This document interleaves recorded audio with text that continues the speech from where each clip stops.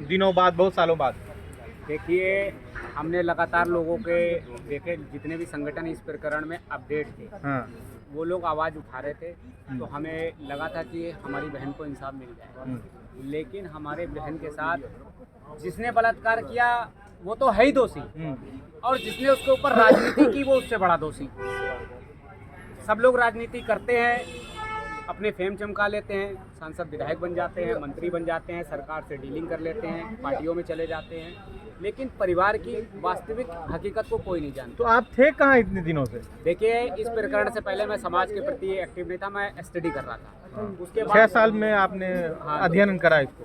हाँ, फिर मैं नहीं, इससे पहले मैं इस लाइन में नहीं था, यहाँ तक मैं जागरूक नहीं था, मैं पढ़ाई कर रहा था। मैं 2021 में जागरूक हुआ। 21 के बाद जब मैंने इस केस को देखा, मैं बारीकी से इस केस को देख रहा था कि कौन कौन इस मूवमेंट को उठा रहा है, कौन कौन इसमें एक्टिविटीज़ कर रहा है, कौन कौन इसमें लीगल जो फाइट कर रहा है, ये सारी चीज़ें मैं अपडेट ले रहा था। किस किस के पास फाइल गई, ये सारी चीज़ें मैंने की। मैं अब आप लोग क्या करेंगे, बस सीधा बताइए। देखिए, मैं अब आगे इससे बड़ा आंदोलन करूँगा, और आंदोलन ऐसा होगा कि वाल्मीकि समाज जब भी अपने होश और आवाज़ में आता है तो इतिहास दोहराता है। तो ये इतिहास इनकी सरकार बदल कर दोहराया जाएगा। जो सरकार को घमंड है कि हम ईवीएम के दम पर सरकार बना लेंगे, उसी सरकार को हम लोग किस तरीके से गिराते हैं वो सरकार को जल्द ही पता चलेगा। कब आप बड़ा आंदोलन करेंगे, क्या है? देखिए, ये डिमांड क्या है, पहले ये बताइए। डिमांड हमारी सिर्फ 3 है। पहली डिमांड हमारी ये है कि जो चारों आरोपी हैं उनको निर्भया कांड के आधार पर प्रकरण मानते हुए चारों को फांसी दी जाए, क्योंकि दलितों के आर्टिकल चेंज हो जाते हैं और अमीरों के जब मामले आते हैं तो उसमें नए आर्टिकल बन जाते हैं। दूसरी हमारी मांग ये है कि जो हाई कोर्ट ने और उत्तर प्रदेश सरकार ने आदेश दिया है कि परिवार को सुरक्षित स्थान पर स्थानांतरित किया जाए, उनको आवास दिया जाएगा और उनको जीवन जीने के लिए रोजगार दिया जाएगा, एक सरकारी पक्की नौकरी दी जाएगी। ये हमारी 3 मांगे हैं। अगर 3 मांगे नहीं पूरी करती तो हम वाल्मीकि जागो अभियान के तहत वाल्मीकि समाज के अंतिम व्यक्ति तक पहुंचकर इस आंदोलन को तेज करेंगे और सरकार का उन्नाव केस के दौरान जो है संसद का घेराव किया था, क्या आप लोग ऐसा कुछ सोच रहे हैं? देखिए, उन्नाव संसद, सुनिए, हम इस केस को देख रहे हैं और बारीकी से आपको भी दिखा रहे हैं।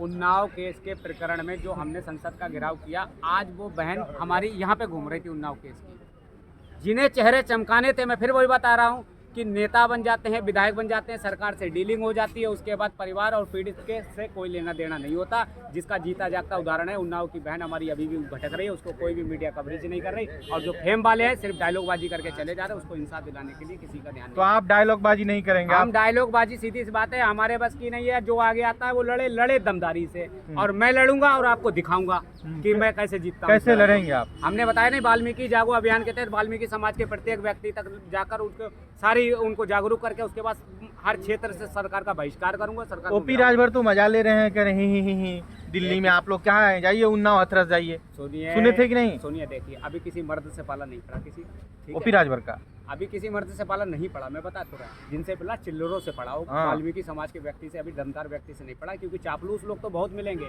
और जो बात करते हैं हम ये कर देंगे, ईंट से ईंट बजा देंगे। संविधान भी तो बदल गया। जो लोग कहते हैं हमने ईंट से ईंट बजा दी, आज आईपीसी की जगह बीएनएस आ गई।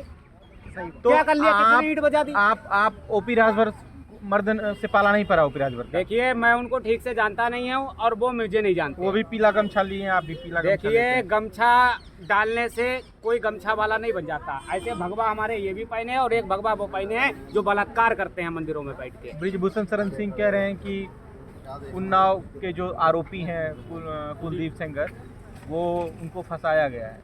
देखिए, अब हम बात बताते हैं कि उनको फंसाया गया, ऐसी उनकी विवेकता है, लेकिन जो वास्तविकता जनता का समर्थन है वो पीड़िता के पक्ष में है, जितना उनके समर्थन में नहीं है। और वो समय बता रहा है, इसीलिए आवाज़ बुलंद हो रही दिन प्रतिदिन। और डींगे हकने को हम कहते हैं कि हम ताजमहल खरीद लेंगे, तो ताजमहल तो उनके बाप भी नहीं खरीद पाए, तो वो क्या करेंगे? तो लड़ेंगे आप? हम बिल्कुल लड़ेंगे, ताकत से लड़ेंगे। ताकत से लड़ेंगे, किससे लड़ेंगे? जवाब देंगे, सरकार से लड़ेंगे। सरकार तो आप उठा फेंक देगी। अरे सरकार बनाने वाले भी हम ही लोग हैं, सरकार को गिराने वाले भी हम ही लोग हैं। तो सरकार बहम में ना रहे। और जो लोग ये कहते हैं सरकार उठा के फेंक देगी, सरकार को उठा के ना हम उस पाला फेंक देंगे। मोदी जी बिल्कुल मोदी जी को मैं क्यों फेंकूंगा? मोदी जी से मेरे किसी से व्यक्ति विशेष विरुद्ध है नहीं। अगर वो मुझे फेंकने की बात करेंगे तो बेशक रिप्लाई वही होगा जो वो हमारे साथ करेंगे। एक और मामला आया